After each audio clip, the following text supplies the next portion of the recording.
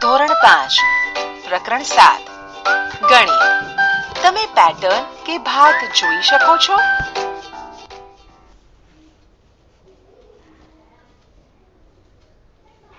પ્રસ્તાવના। ઈશા અને તેની મિત્ર વાતો કરી રહ્યા છે। અહીં તેમની વાતોના અંશો રજૂ કરેલ છે, તે ધ્યાનથી સાંભળો।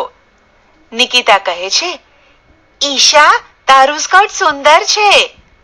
ઈશા કહે છે, મારી મમ્મીએ આ પેટર્ન બનાવી છે। નિકિતા કહે છે, મેં એક આવા જ બ્લોકથી બનાવેલી એક અલગ પેટર્ન જોઈ છે। ઈશા કહે છે, તે કેવી રીતે અલગ હતી?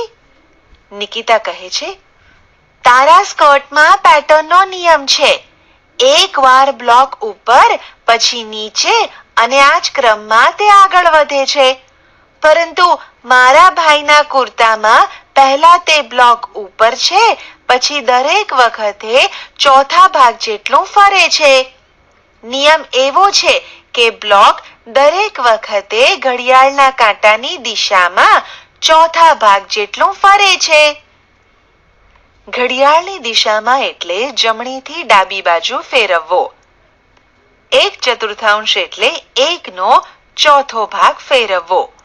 જુઓ, અહીં એક બ્લોક આપેલું છે, જેનો ચોથો ભાગ ફેરવતા કેવો દેખાય તે બતાવવામાં આવ્યું છે। સ્વપ્રયત્ન। આ બંને નિયમોનો ઉપયોગ કરીને આ પ્રકારના બ્લોકની પેટર્ન બનાવી શકો છો। તમે પેટર્ન માટે કોઈ નિયમ તમારી રીતે બનાવો। પેટર્નને ફેરવો। અહીં આપેલા બ્લોકને જુઓ, તેની મદદથી અલગ અલગ પેટર્ન બનાવવા માટે તેને ઘડિયાળના કાંટાની દિશામાં ફેરવવા માટે 3 ભિન્ન નિયમો બનાવ્યા છે। તેનાથી જે પેટર્ન બને છે તે જુઓ। નિયમ 1, તેને 1/4 જેટલું ફેરવીને પુનરાવર્તિત કરીશું। આ બ્લોકને 1/4 જેટલું ફેરવતા તે આવો દેખાશે। તેને ફરી 1/4 જેટલું ફેરવતા તે આવો દેખાશે। તેને ફરી 1/4 જેટલું ફેરવતા તે આવો દેખાશે। તેને ફરી 1/4 જેટલું ફેરવતા તે આવો દેખાશે। ચોથી વારમાં તે તેના અસલ આકારમાં દેખાશે। નિયમ 2, તેને અડધું અથવા 1/2 ફેરવીને પુનરાવર્તિત કરીશું। આ બ્લોકને 1/2 જેટલું ફેરવતા તે આવો દેખાશે, એટલે કે આપેલ આકારનો ઊંધો આકાર દેખાશે। એ જ પ્રમાણે આગળ દર્શાવેલ છે। નિયમ 3, તેને 3/4 અથવા પોણા જેટલું ફેરવીને પુનરાવર્તિત કરીશું। 3/4 જેટલું ફેરવતા તે આવો દેખાશે। ફરી એકવાર 3/4 જેટલું ફેરવતા તે આવો દેખાશે। આ પ્રમાણે આગળ વધીશું। મહાવરો 1, અહીં એ માં દર્શાવેલી આકૃતિઓમાંથી પહેલી આકૃતિમાં વર્તુળની અંદર ત્રાંસી લાઈન અને 2 નાના વર્તુળ છે। હવે આ પહેલા વર્તુળને 1/8 જેટલું ફેરવતા તે બીજી આકૃતિ જેટલું દેખાય છે।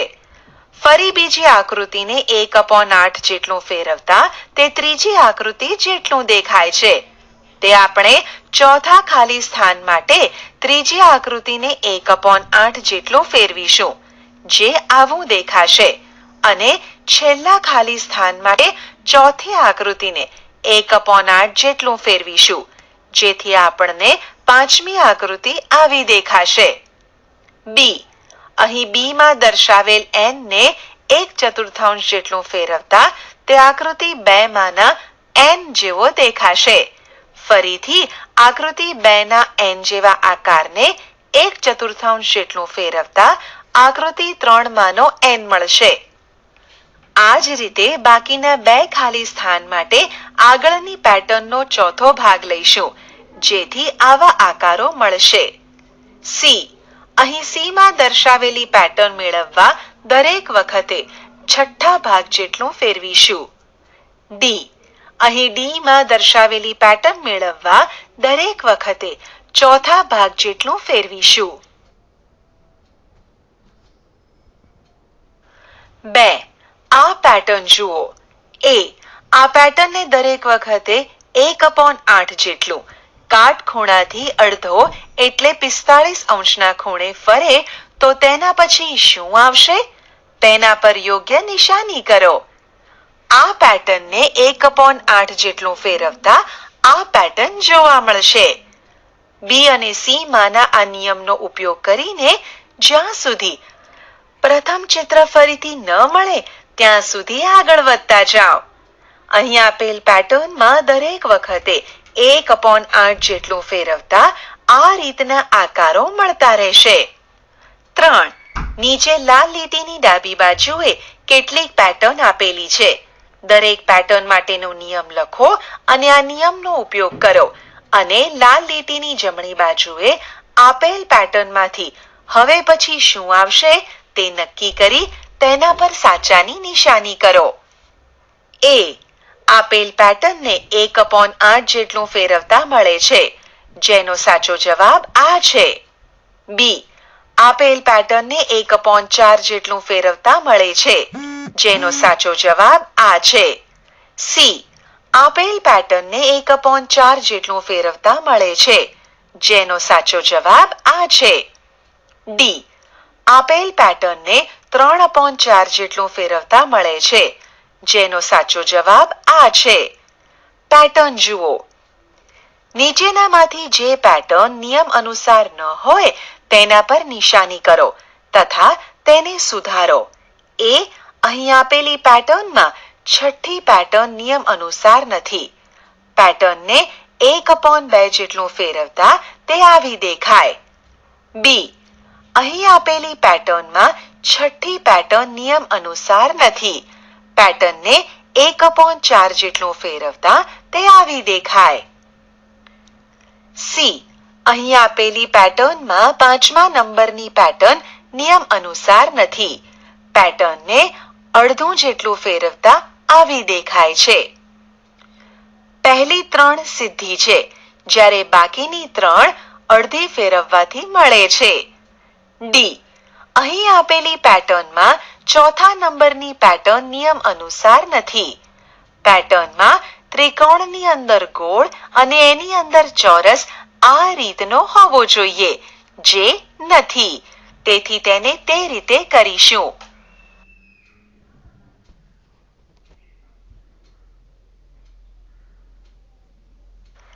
જાદુઈ ચોરસ. આપણે અગાઉ જાદુઈ ત્રિકોણ બનાવ્યા હતા, તે યાદ છે? ચાલો હવે આપણે જાદુઈ ચોરસ બનાવીએ. અહીં આપેલ ચોરસ પૂર્ણ કરવા માટે 46 થી 54 સુધીની સંખ્યાઓનો ઉપયોગ કરીશું. નિયમ: દરેક હારની સંખ્યાઓનો સરવાળો 150 થવો જોઈએ. અહીં ત્રીજી હારમાં આપણને 52 અને 47 આપેલા છે. 52 અને 47 નો સરવાળો કરતા 99 મળે. આપણે કુલ સરવાળો 150 કરવાનો છે. તેથી 150 માંથી 99 બાદ કરતા આપણને 51 મળે. માટે 51 ને ત્રીજી હારના પ્રથમ ખાનામાં મૂકીશું. હવે પહેલા સ્તંભમાં આપણી પાસે 51 અને 46 છે. તેનો સરવાળો કરતા 97 મળે. આપણે કુલ સરવાળો 150 કરવાનો છે. 150 માંથી 97 બાદ કરતા 53 મળે. માટે પહેલા સ્તંભના પહેલા ખાનામાં 53 મૂકીશું. હવે પહેલી હારમાં 53 અને 49 છે. તેનો સરવાળો 102 થાય. આપણે કુલ સરવાળો 150 કરવાનો છે. 150 માંથી 102 બાદ કરતા 48 મળે, જે આપણે પહેલી હારની બીજા ખાનામાં મૂકીશું. બીજા સ્તંભમાં 48 અને 52 છે. તેનો સરવાળો 100 થાય છે. આપણે કુલ સરવાળો 150 કરવાનો છે. માટે 150 માંથી 100 બાદ કરતા 50 મળે, જે આપણે બીજી હારના બીજા ખાનામાં મૂકીશું. ત્રીજા સ્તંભમાં 49 અને 47 છે. તેનો સરવાળો 96 થાય. 150 માંથી 96 બાદ કરતા 54 મળે, જે આપણે ત્રીજા સ્તંભના બીજા ખાનામાં મૂકીશું. સ્વપ્રયત્ન. અહીં આપેલ ચોરસને પૂર્ણ કરવા માટે 21 થી 29 સુધીની સંખ્યાઓનો ઉપયોગ કરો. નિયમ. દરેક હારની સંખ્યાઓનો સરવાળો 75 થાય. જાદુઈ ષટકોણ. આપેલ ષટકોણમાં સંખ્યાઓની પેટર્ન જુઓ. તેની દરેક બાજુ પર 2 વર્તુળ તથા એક ચોરસ ખાનું છે. દરેક ચોરસ ખાનામાં આપણને જે સંખ્યા મળે છે તે ખાનાની બંને બાજુના વર્તુળમાં આપેલ સંખ્યાઓનો ગુણાકાર છે. અહીં બાજુના ખાનામાં લખેલ સંખ્યા 65 જુઓ. તેની બંને બાજુએ 13 અને 5 સંખ્યાઓ ધરાવતા વર્તુળ છે. શું આપણે કહી શકીએ કે કયો નિયમ લાગુ પડે છે? હા, ચોરસમાં મૂકેલી સંખ્યા 65 તેના બંને બાજુએ આવેલા વર્તુળની અંદરની સંખ્યા 13 અને 5 નો ગુણાકાર છે. અહીં બાજુના એક ચોરસમાં 70 આપેલા છે અને તેની બાજુમાં 2 ખાલી વર્તુળ વચ્ચે ગુણાકારની નિશાની કરેલ છે. તેમાં આપણે સંખ્યા લખવાની છે. 14 અને 5 નો ગુણાકાર આપણને 70 મળે. તેથી ખાલી વર્તુળોમાં 14 અને 5 લખેલ છે.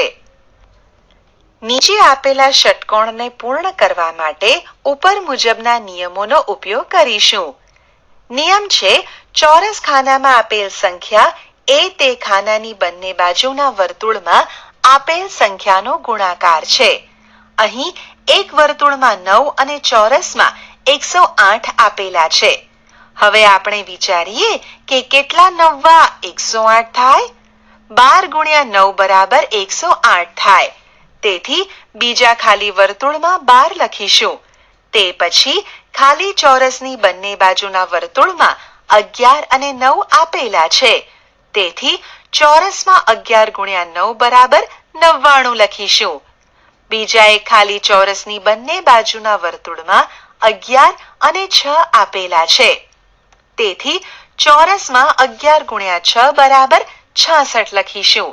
તેની સામેની બાજુએ ખાલી ચોરસની બંને બાજુ પર 12 અને 7 આપેલા છે. તેથી ચોરસમાં 12 ગુણ્યા 7 બરાબર 84 મૂકીશું. નીચેની બાજુ પર ખાલી ચોરસની બંને બાજુના વર્તુળ પર 17 અને 7 આપેલા છે. તેથી ચોરસમાં 17 ગુણ્યા 7 બરાબર 119 મૂકીશું. હવે બાકી રહેલ ચોરસની બંને બાજુના વર્તુળ પર 17 અને 6 આપેલ છે. તેથી ચોરસમાં 17 ગુણ્યા 6 બરાબર 102 મૂકીશું. સ્વપ્રયત્ન. 1. નીચે આપેલ ષટકોણને પૂર્ણ કરવા માટે ઉપર મુજબના નિયમનો ઉપયોગ કરો. 2. તમે પણ તમારી જાતે જાદુઈ ષટકોણ બનાવો. સંખ્યાઓ અને સંખ્યાઓ. કોઈ પણ 2 કે તેથી વધુ સંખ્યાઓનો સરવાળો કોઈ પણ ક્રમમાં કરવામાં આવે તો જવાબ તેનો તે જ રહે છે, બદલાતો નથી. ચાલો ઉદાહરણ દ્વારા સમજીએ.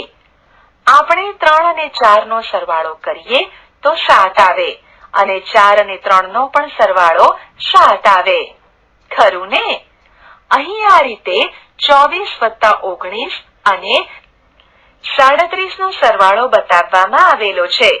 સામેની સાઈડમાં 3 સંખ્યાઓના ક્રમ બદલી દેવામાં આવ્યા છે. પરંતુ આપણે જાણીએ છીએ તે પ્રમાણે સરવાળો કોઈ પણ ક્રમમાં કરતા જવાબ સમાન જ મળે છે. તેથી કહી શકાય કે બંને બાજુનો સરવાળો સમાન છે. બીજા ઉદાહરણમાં 215 + 120 અને 600 નો સરવાળો પણ કોઈ પણ ક્રમમાં કરવામાં આવે તો મળતો જવાબ સમાન જ આવે છે. આ નિયમ પરથી નીચે આપેલી ખાલી સ્થાનની પૂર્તિ કરો. A. અહીં 2 ખાલી જગ્યાઓ આપેલ છે અને એક સંખ્યા 14 આપેલ છે. સામેની બાજુ 34 + 14 + 20 આપેલ છે. તેથી 2 ખાલી જગ્યાઓમાં 14 સિવાયની સંખ્યા 34 અને 20 લખીશું. B. એક બાજુ બે ખાલી જગ્યા અને એક સંખ્યા 42 આપેલ છે અને બીજી બાજુ એક ખાલી જગ્યા અને બે સંખ્યા 65 અને 80 આપેલ છે. તેથી પહેલી બે ખાલી જગ્યામાં 42 સિવાયની સંખ્યાઓ 65 અને 80 લખીશું, જ્યારે બીજી બાજુની ખાલી જગ્યામાં 65 અને 80 સિવાયની સંખ્યા 42 લખીશું. સી. અહીં એક ખાલી જગ્યા અને બે સંખ્યા આપેલ છે અને બીજી બાજુ એક સંખ્યા અને બે ખાલી જગ્યા આપેલ છે. તેથી પહેલી ખાલી જગ્યામાં 200 અને 300 સિવાયની સંખ્યા 400 લખીશું. બીજી બાજુ 400 સિવાયની સંખ્યા 200 અને 300 લખીશું. ડી. અહીં આપેલ બધી ખાલી જગ્યાઓમાં કોઈ પણ ત્રણ સંખ્યાના ક્રમ અદલા બદલી કરીને ખાલી જગ્યાઓ પૂર્ણ કરી શકાય છે. જેમ કે 100 + 200 + 300 બરાબર 200 + 100 + 300. હવે આ જુઓ, 48 × 13 બરાબર 13 × 48.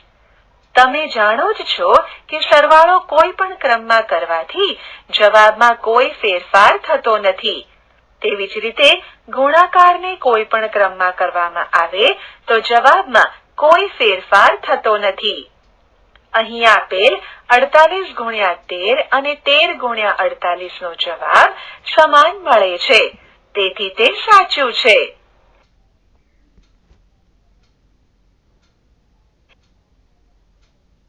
એક સમાન એટલે કે ડાબેથી કે જમણેથી. સીમા કહે છે 121 માં તમને કોઈ વિશેષતા દેખાય છે? ઓપ્શન. સીમા કહે છે 121 માં તમને કોઈ વિશિષ્ટતા દેખાય છે? વીનુ કહે છે શું તે માત્ર સંખ્યા છે? ના, જુઓ, તેને આગળથી કે પાછળથી, સીધી કે ઉલટી વાંચીશું તો તે સમાન જ છે. વીનુ કહે છે અરે હા, તે જમણી તરફથી ડાબી તરફથી પણ 121 જ છે. સીમા કહે છે ચાલો આપણે આવી સંખ્યા કેવી રીતે મેળવાય તે જોઈએ. કોઈ એક સંખ્યા લઈએ, જેમ કે 43. હવે આ સંખ્યાના અંકોને ઉલટા ક્રમમાં ગોઠવો તો 34 મળે. એટલે કે આપણે સંખ્યાને પાછળથી આગળ લખીને ઉલટી કરેલ છે. હવે આ બે સંખ્યાઓનો સરવાળો કરતા 77 મળે. 77 એક વિશિષ્ટ સંખ્યા છે. તેના જેવી બીજી ઘણી સંખ્યાઓ છે.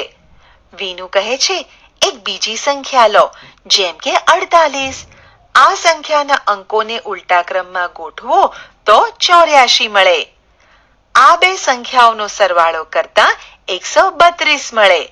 શું 132 વિશિષ્ટ સંખ્યા છે? ના, નથી, કારણ કે તેને આગળથી અને પાછળથી વાંચતા અંકો સમાન મળતા નથી. ચાલો આ જ રીતે આ સંખ્યાથી આગળ વધીએ. 132. આ સંખ્યાના અંકોને ઉલટા ક્રમમાં ગોઠવો તો 231 મળે. આ બે સંખ્યાઓનો સરવાળો કરતા 363 મળે. 363 એ વિશિષ્ટ સંખ્યા છે. તેથી આપણે જોઈ શકીએ છીએ કે કેટલીક વાર વિશિષ્ટ સંખ્યા મેળવવા માટે વધુ ગણતરીની જરૂર પડે છે. હવે આપણે નીચે આપેલ સંખ્યાઓને વિશિષ્ટ સંખ્યાઓમાં ફેરવવાનો પ્રયત્ન કરીએ. એ 28. ઉકેલ. આપેલ સંખ્યા 28 છે.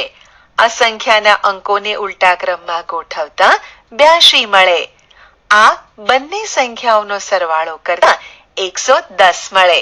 આ વિશિષ્ટ સંખ્યા નથી. ચાલો આ જ રીતે આ સંખ્યાથી આગળ વધીએ. આપેલ સંખ્યા 110 છે. આ સંખ્યાના અંકોને ઉલટા ક્રમમાં ગોઠવતા 011 મળે. આ સંખ્યાના અંકોનો સરવાળો કરતા 121 મળે. 121 એ વિશિષ્ટ સંખ્યા છે. બી. 132. ઉકેલ. આપેલ સંખ્યા 132 છે. આ સંખ્યાના અંકોને ઉલટા ક્રમમાં ગોઠવતા 231 મળે. આ બંને સંખ્યાઓનો સરવાળો કરતા 363 મળે. 363 એ વિશિષ્ટ સંખ્યા છે. સી 273. ઉકેલ. આપેલ સંખ્યા 273 છે. આ સંખ્યાના અંકોને ઉલટા ક્રમમાં ગોઠવતા 372 મળે. આ બંને સંખ્યાઓનો સરવાળો કરતા 645 મળે. આ વિશિષ્ટ સંખ્યા નથી. તેથી ફરી પ્રક્રિયાનું પુનરાવર્તિત કરીશું. આ સંખ્યાથી જ આગળ વધીએ. સંખ્યા છે 645. આ સંખ્યાના અંકોને ઉલટા ક્રમમાં ગોઠવતા 546 મળે. આ બંને સંખ્યાઓનો સરવાળો કરતા મળે 1191. આ વિશિષ્ટ સંખ્યા નથી. તેથી ફરી આપણી પ્રક્રિયાનું પુનરાવર્તિત કરીશું. ચાલો ફરી તે સંખ્યાથી શરૂ કરતા આ સંખ્યાને ઉલટા ક્રમમાં ગોઠવતા 1911 મળે. આ બંને સંખ્યાઓનો સરવાળો કરતા 3102 મળે. આ પણ વિશિષ્ટ સંખ્યા નથી. ફરી આપણે પ્રક્રિયાને પુનરાવર્તિત કરીશું. તો 3102 ને ઉલટા ક્રમમાં ગોઠવતા મળે 2013. આ બંને સંખ્યાઓનો સરવાળો કરતા મળે 5115. 5115 એ વિશિષ્ટ સંખ્યા છે. હવે આપણે શબ્દોને વિશિષ્ટ રીતે લખીએ. No lemons no melon. Step not on pets. આપણે જોયું કે તેને બંને બાજુએથી એટલે કે ડાબી કે જમણી વાંચવામાં આવે તો તે સમાન છે. ઉદાહરણ. કેટલાક એવા શબ્દો શોધીએ જેને સીધા કે ઉલટા એટલે કે ડાબેથી કે જમણેથી સમાન વાંચી શકાય. ઉકેલ. અહીં નીચે કેટલાક એવા શબ્દો આપેલા છે. Back on no cab. Bar canoe on a crab. Dennis sinned. Evil olive live. સ્વપ્રયત્ન. 1. એવા કેટલાક શબ્દોની યાદી બનાવો કે જેને સીધા કે ઉલટા એટલે કે ડાબેથી કે જમણેથી સમાન વાંચી શકાય.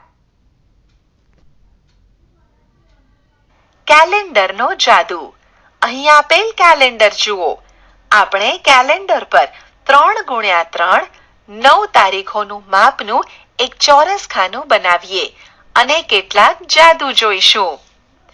સીમા કહે છે, હું આ ખાનાઓની સંખ્યાઓનો સરવાળો ખૂબ જ ઝડપથી કરી શકું છું. મીના કહે છે, પરંતુ તેમાં તો થોડો સમય લાગશે, નહીં? સીમા કહે છે, સરવાળો 99 છે. સરવાળો 99 કેવી રીતે થાય તે જોઈએ. સૌથી નાની સંખ્યા લો. 3 કેલેન્ડરમાં કરેલ ચોરસમાં. તેમાં 8 ઉમેરીશું.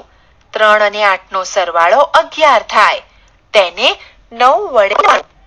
વિનુ કહે છે કે આપણે કેલેન્ડરમાંથી કોઈ પણ 3 ને 3 ખાનું લઈશું અને તે તમામ સંખ્યાઓનો સરવાળો આ જ રીતે શોધીશું. અહીં આ રીતે ચોરસ કરેલ છે. તેમાં સૌથી નાની સંખ્યા લો. 4. તેમાં 8 ઉમેરીશું. 4 અને 8 નો સરવાળો 12 મળે. તેને 9 વડે ગુણતા કુલ 108. આપણો જવાબ 108 છે. આ જ સંખ્યાઓ માટે મધ્યમાં આપેલ સંખ્યા 12 છે. તેને 9 વડે ગુણીએ તો 108 મળે. જુઓ કેટલો ઝડપથી જવાબ મળ્યો. સ્વપ્રયત્ન. આ રમતને તમારા પરિવારની વ્યક્તિઓ સાથે રમો.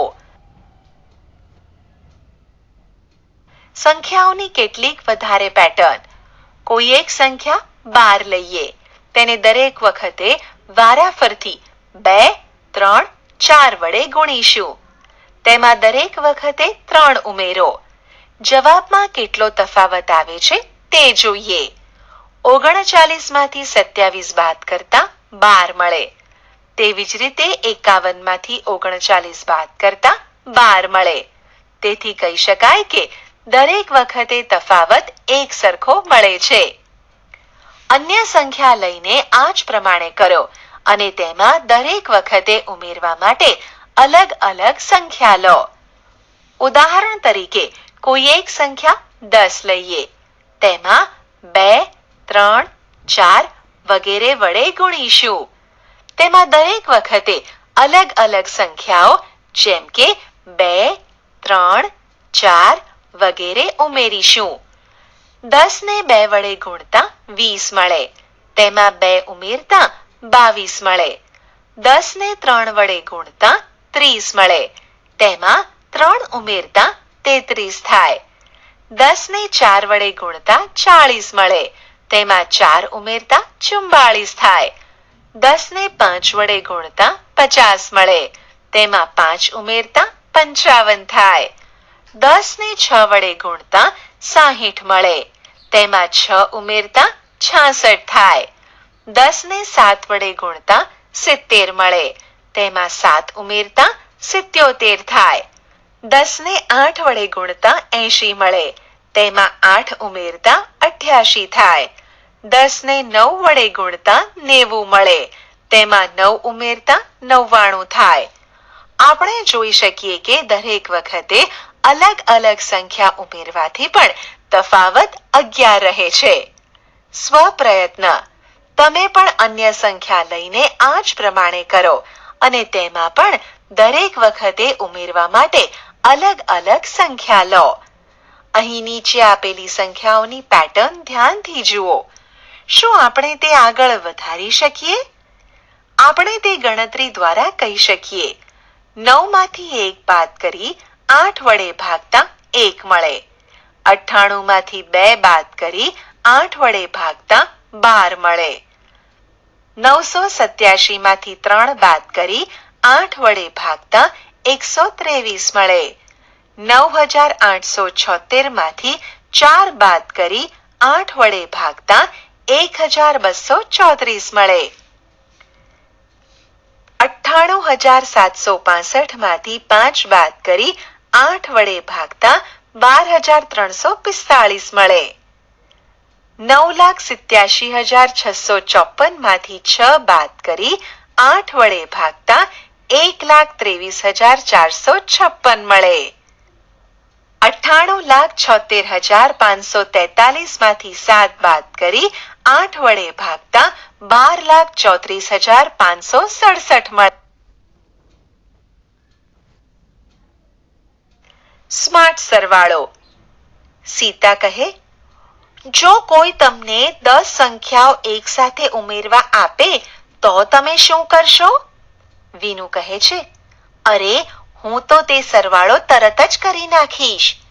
સીતા કહે છે, હોશિયાર, તમે તે કેવી રીતે કરશો?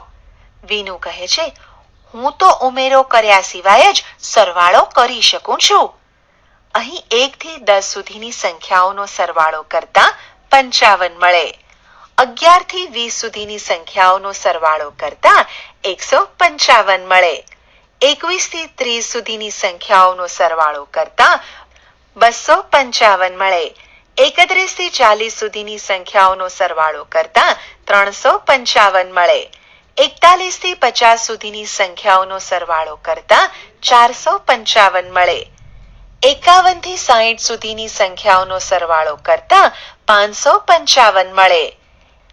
61 થી 70 સુધીની સંખ્યાઓનો સરવાળો કરતા 655 મળે. હવે આપણને આ 55, 100 + 55, 200 + 55 વગેરે આ રીતની પેટર્ન દેખાય છે. અયુગ્મ એટલે કે એકી સંખ્યાઓ સાથે ગમ્મત. અયુગ્મ સંખ્યાઓ એટલે એકી સંખ્યાઓ. એકી સંખ્યાઓ એટલે 1, 3, 5, 7, 9, 11, 13 વગેરે. હવે અહીં 2 અયુગ્મ સંખ્યાઓ લઈએ. હવે તેમનો સરવાળો કરીએ. આપણને શું મળે છે તે જોઈએ. દરેક વખતે તેના પછી આવતી અયુગ્મ સંખ્યા ઉમેરીશું. 1. પ્રથમ 2 અયુગ્મ સંખ્યાઓ એટલે 1 અને 3 થાય. તેમનો સરવાળો 4 મળે. 4 ને આપણે 2 × 2 એમ લખીશું. 2. પ્રથમ 3 અયુગ્મ સંખ્યાઓ 1, 3 અને 5 છે. તેમનો સરવાળો 9 મળે. 9 ને આપણે 3 × 3 એમ લખીશું. 3. પ્રથમ 4 અયુગ્મ સંખ્યાઓ 1, 3, 5 અને 7 છે. તેમનો સરવાળો 16 મળે, જેને 4 ગુણ્યા 4 એમ લખીશું. 4. પ્રથમ 5 અયુગ્મ સંખ્યાઓ 1, 3, 5, 7 અને 9 છે. તેમનો સરવાળો 25 મળે, જેને 5 ગુણ્યા 5 એમ લખીશું. 5. પ્રથમ 6 અયુગ્મ સંખ્યાઓ 1, 3, 5, 7, 9 અને 11 છે. તેમનો સરવાળો 36 મળે, જેને 6 ગુણ્યા 6 એમ લખીશું. 6. પ્રથમ 7 અયુગ્મ સંખ્યાઓ 1, 3, 5, 7, 9, 11 અને 13 છે. તેમનો સરવાળો 49 મળે, જેને 7 ગુણ્યા 7 એમ લખીશું. આવી રીતે આપણે અનંત સુધી આગળ વધી શકીએ છીએ. ઉપરના અયુગ્મ સંખ્યાઓનો સરવાળો જોઈ એમ કહી શકાય કે જ્યારે આપણે પ્રથમ n અયુગ્મ સંખ્યાઓનો સરવાળો કરીએ તો આપણને સરવાળો n ગુણ્યા n મળે છે. અજ્ઞાત સંખ્યાઓ. અહીં બન્નો અને વિનોદ કોઈ એક સંખ્યા ધારે છે. આ સંખ્યાઓ વિશે અનુમાન લગાવી શકાય તે માટે તેઓ કોઈ સંકેત આપે છે. આ સંકેત દ્વારા બંને જણા એકબીજાએ ધારેલી સંખ્યા વિશે અનુમાન લગાવીને તે સંખ્યા જાણવાનો પ્રયત્ન કરે છે. શું આપણે તેમણે ધારેલી સંખ્યાઓ વિશે અનુમાન કરી શકીએ? બંનો કહે છે કે તે 100ના અડધા કરતા મોટી છે. અનુમાન કરીએ કે 50 થી મોટી સંખ્યા છે. બંનો કહે છે કે તે 6ના 10 ગણાથી મોટી અને 7ના 10 ગણાથી નાની છે. આપણે અનુમાન કરીએ કે 6ના 10 ગણા એટલે 60 થાય અને 60 થી મોટી છે અને 7ના 10 ગણાથી નાની એટલે 70 થી નાની છે. તેનો દશકનો અંક એ તેના એકમના અંક કરતા વધુ છે. અનુમાન કરીએ તો દશકનો અંક 6 હોય તો એકમનો અંક દશક કરતા 1 ઓછું એટલે 5 થાય. બંને અંકોનો સરવાળો 11 છે. 6 અને 5 નો સરવાળો 11 થાય. બંનો પૂછે છે કે મેં ધારેલી સંખ્યા કઈ છે? આપણે કહી શકીએ કે બંનોએ ધારેલી સંખ્યા 65 છે. વિનોદ કહે છે કે તે 100ના અડધા કરતા નાની છે એટલે કે 50 કરતા નાની છે. તે 4ના 10 ગણાથી મોટી અને 5ના 10 ગણાથી નાની છે એટલે 40 થી મોટી અને 50 થી નાની છે. તેનો દશકનો અંક તેના એકમના અંક કરતા 2 વધુ છે એટલે કે 40 અને 50 ની વચ્ચે દશકનો અંક 4 હોય તો તેનાથી 2 ઓછા 2 થાય. બંને અંકોનો સરવાળો 6 છે. 4 અને 2 નો સરવાળો 6 છે. વિનોદ પૂછે છે મેં ધારેલી સંખ્યા કઈ છે? વિનોદે ધારેલી સંખ્યા 42 છે. સ્વપ્રયત્ન. તમે ધારેલી સંખ્યા વિશે સંકેત લખો. પછી સંકેત તમારા મિત્રને આપી તમારી અજ્ઞાત સંખ્યા વિશે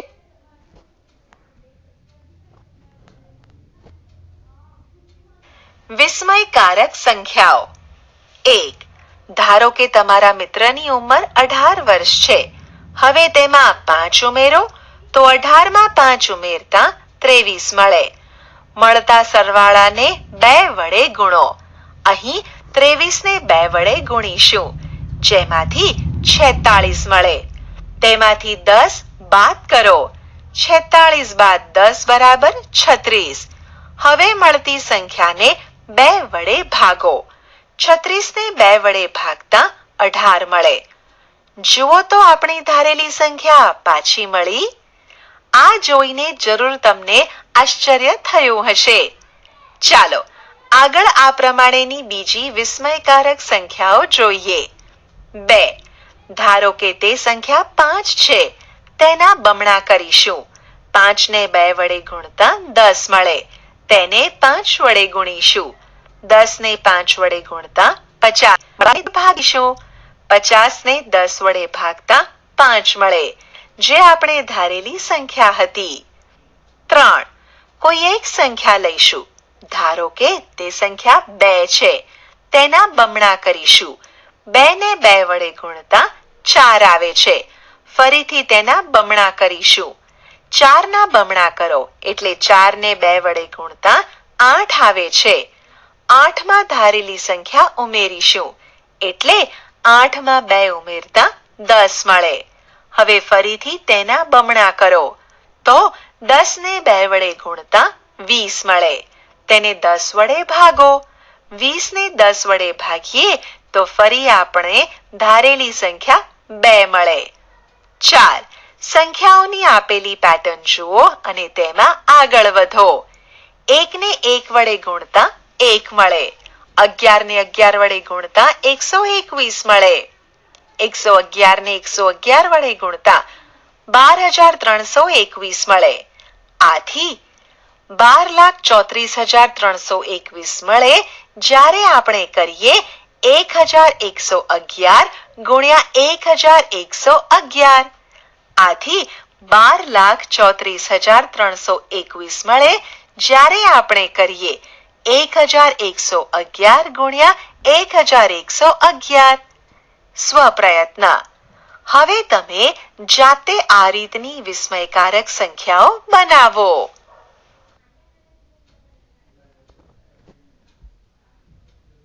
આશા છે કે તમને આ ઈ લર્નિંગ મોડ્યુલમાં મજા આવી હશે. આભાર.